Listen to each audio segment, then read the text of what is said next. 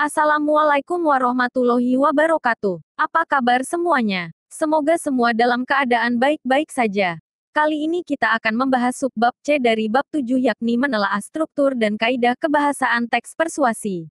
Setelah mempelajari materi ini, kamu diharapkan mampu menelaah struktur dan aspek kebahasaan teks persuasi yang berupa saran, ajakan, dan pertimbangan tentang berbagai permasalahan aktual dari berbagai sumber yang kamu dengar dan baca.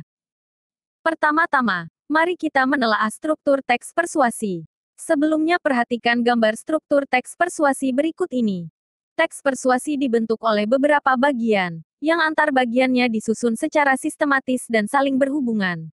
Berikut struktur teks persuasi. 1. Pengenalan isu, yakni berupa pengantar atau penyampaian tentang masalah yang menjadi dasar tulisan atau pembicaraan. 2. Rangkaian argumen, yakni berupa sejumlah pendapat penulis atau pembicara terkait dengan isu yang dikemukakan pada bagian sebelumnya. Pada bagian ini dikemukakan pula sejumlah fakta yang memperkuat argumen-argumen. 3. Pernyataan ajakan, yakni sebagai inti dari teks persuasi yang di dalamnya dinyatakan dorongan kepada pembaca atau pendengar untuk melakukan sesuatu. Pernyataan ini mungkin disampaikan secara tersurat ataupun tersirat. Adapun kehadiran argumen berfungsi untuk mengarahkan dan memperkuat ajakan-ajakan. 4. Penegasan kembali atau kesimpulan atas pernyataan-pernyataan sebelumnya, yang biasanya ditandai oleh ungkapan-ungkapan seperti, demikianlah, dengan demikian, oleh karena itulah, dan lain-lain. Yang kedua, kaidah kebahasaan teks persuasi. Dalam teks persuasi terdapat beberapa ciri kebahasaan yang digunakan, yakni 1. Pernyataan ajakan. Pernyataan ajakan adalah kaidah kebahasaan dalam teks persuasi yang berfungsi sebagai penanda utama teks. Pernyataan-pernyataan tersebut berupa bujukan yang ditandai dengan menggunakan kata penting seperti harus, sepantasnya, dan kata kerja imperatif seperti jadikanlah. Kata-kata sejenis juga sering pula kita temukan, seperti jangan, sebaiknya, hendaknya, waspadalah.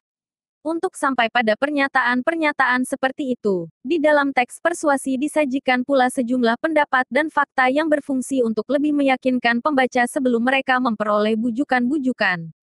2. Kata ganti kita. Untuk menjadikan pembaca lebih terbujuk, penulis menggunakan kata ganti kita. Dengan kata ganti kita, menjadikan tidak ada pembeda antara dirinya dengan para pembaca, seolah-olah kepentingan pembaca juga sama-sama merupakan kepentingan penulis. Dengan demikian, daya bujuknya akan lebih kuat. 3. Kata teknis atau peristilahan. Menggunakan kata-kata teknis atau peristilahan yang berkenaan dengan topik yang dibahas, contoh kata teknis yang berkaitan dengan permasalahan remaja. Digunakan kata-kata yang relevan dengan masalah itu, seperti teknologi internet, reproduksi.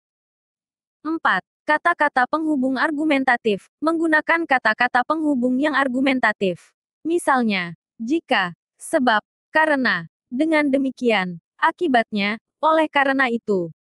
5. Kata-kata kerja mental. Menggunakan kata-kata kerja mental, seperti diharapkan, memprihatinkan, memperkirakan, mengagumkan, menduga, berpendapat, berasumsi, menyimpulkan. 6. Kata-kata perujukan. Menggunakan kata-kata perujukan, seperti, berdasarkan data, merujuk pada pendapat. Pernyataan-pernyataan seperti itu digunakan untuk lebih meyakinkan dan memperkuat bujukan yang digunakan penulis sebelum ataupun sesudahnya. Demikian pemaparan materi kali ini. Terima kasih. Assalamualaikum warahmatullahi wabarakatuh.